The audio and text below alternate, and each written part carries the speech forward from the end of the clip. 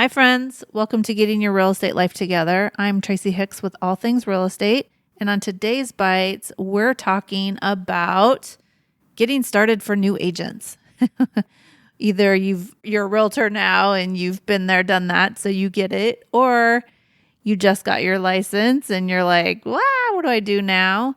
Or you're considering getting your license, so you're listening to podcasts and getting yourself educated and knowledgeable on all things real estate. So we're going to give you a few tips. This also works for agents that have been in the field for a while. It's always nice to have a little refresher. We keep our bites at about 5 minutes, so hopefully we'll make it worth your time. So the first thing that you want to do is think about kind of what your niche market's going to be, or how you're going to market yourself or brand yourself as a realtor. You don't necessarily have to have like your logo and branding, especially if you're going with a larger company, but you do want to make sure that you are being authentic, being who you are, and doing the things that work for you. You're going to get a lot of advice in the real estate world. You're going to get people that do certain things that you wouldn't do per se. You don't have to do all the things. You just want to do the things that you are good at and that you like to do, because you know that you will do them if you like to do them. So the first thing that you're going to want to do, of course, is let everyone know that you're in the business. This means your friends and family, but not just your friends and family. You want to get out in the community. You want to make sure that any boards that you're on, or neighborhood things that you're doing, associations, PTAs, anything like that, you want to let them know that you're in real estate. And there's a lot of ways that you can do that, getting the conversation started. There's a lot of apparel and, marketing materials. There's a lot out there. And at All Things, we've got t-shirts that say Real Estate Life and hats that say Want to Buy a House, and things that are subtle, not so subtle, but give people the opportunity to come up and ask you questions about real estate, because we know that everybody loves to talk about real estate. Either they're thinking about buying or thinking about selling, or they just sold their house and maybe they're looking for one, or they're thinking about investment properties. There's just so much that goes into real estate, so many different directions, that you're going to spark interest. And that's what you want. You want to get that conversation started. So speaking of that, first impressions count. And you want to make sure that you're building relationships. Somebody might not be ready to buy now, but let me tell you, 6 months or a year goes by really fast in real estate time. So even though it's like, oh man, they're not looking to buy now, that's going to be a client later on. So make sure that you're staying in touch. Maybe ask them how, hey, I'd love to stay in touch with you. Or do you love email or text, things like that. You want to kind of have your idea of what you want to do to stay in touch with people. Plan that out, get that organized. A lot of people don't start off with a CRM, but if it's a Google sheet or an Excel worksheet or whatever the case may be, just please keep track.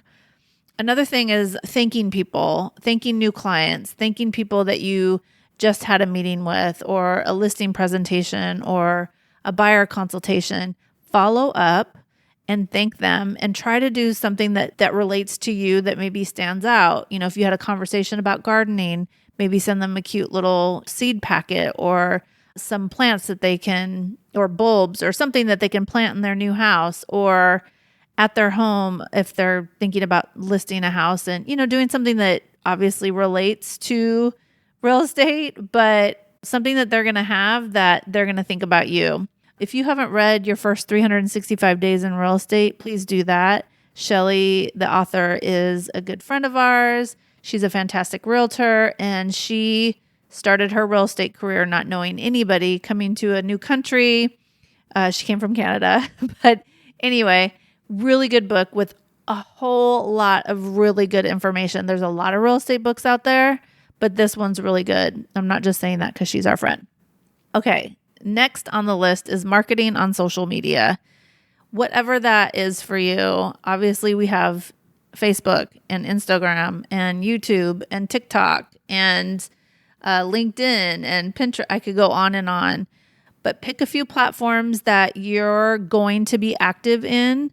Make sure that that you have an Instagram business account, because you can do so many more things with a business account, like figure out analytics and insights and things like that, than your regular personal page.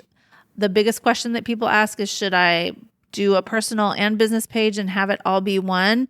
And the answer is yes, if it works for you. If you want two separate accounts, go with what you want to do, but don't be afraid to mix your business and your personal life, because you never know who is going to resonate with you.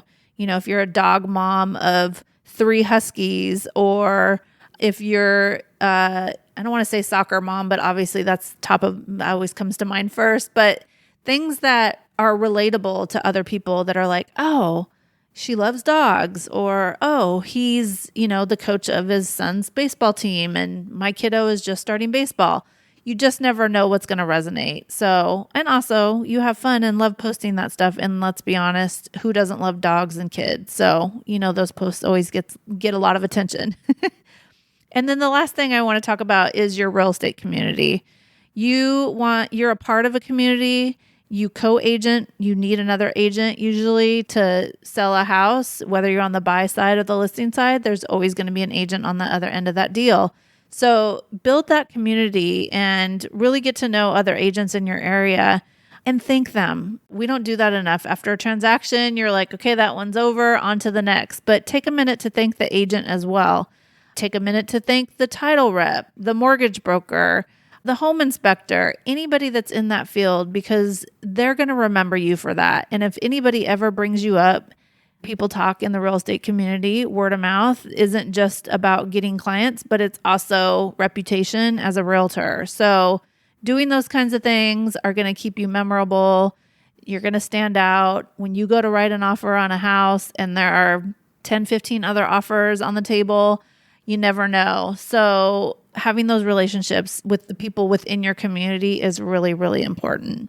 So I hope that helps. Go out and be the best agent that you can be. And that's my pep talk. Thanks for listening.